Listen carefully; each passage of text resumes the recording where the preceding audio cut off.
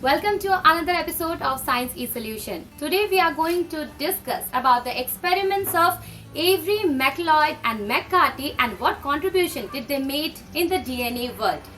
Before moving into its details, subscribe onto our channel if you need clear-cut, precise concept of various topics of biology, because definitely we are going to bring a lot of topics in the coming times and stay updated.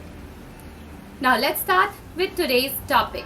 Now what contribution did Avery, McLeod and McCarty made in the DNA world? But before going into the details of their experiment, first we should know about the Griffiths experiment, because their experiment started after the conclusion of the Griffiths experiment, which I had already discussed in my previous video. If you have missed it, please go through the link given in the description below. So after the Griffiths experiment, Griffith has concluded that when the heat-killed S strain and live R strain were mixed, it killed the mice, and from the mice he recovered S strain live bacteria. That means something got transferred from the heat-killed S strain to the live R strain, which converted R strain to the S strain. That something, which was unknown component, he called it as the transforming principle. So now Avery, McLeod, McCarty, they knew that the genetic material is the transforming principle. So to do further experiment on that, what they had done, they took this heat-killed S strain. This heat-killed S strain was then centrifuged. You can see here, heat-killed S strain is centrifuged, and after centrifugation they got this extract and the debris of the cellular material. Now this extract, it contains all the biochemical components whatever are present in the S strain. That means it contains the proteins or RNA or DNA, everything whatever is present inside the cells of the S strain. Now from this extract he mixed protease enzyme. Now extract is mixed with protease enzyme. That means protease enzyme helps to break down all the protein materials present in the cell. So now when the extract is mixed with the protease enzyme, all the protein whichever was present here in the extract was digested. Now the extract doesn't contain protein. Now that was mixed with the live R strain. Okay, now then it was incubated and plated on the Petri dish. Final result, what they got? S colonies, that means smooth bacterial colonies were developed. Transformation occurred. Did you get my point? Because protein is not responsible for transformation. That is why in the absence of protein also, the R bacteria got converted into the S bacteria.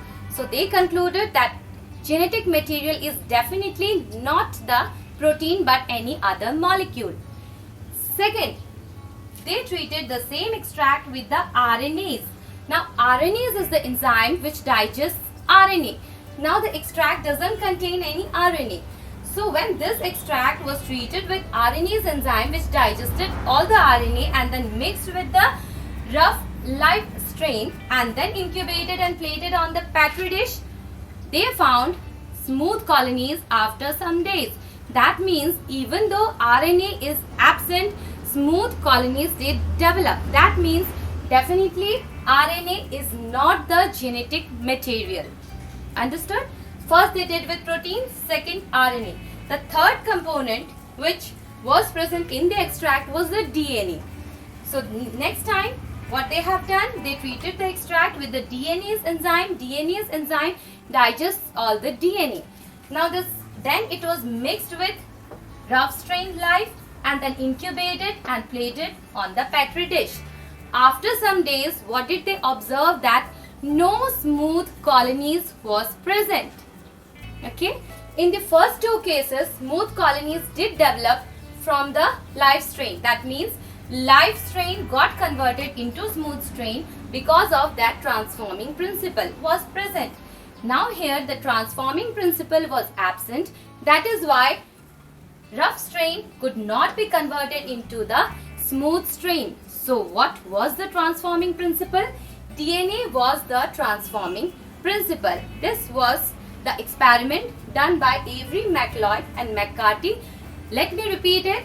First, they centrifuged the S strain bacteria.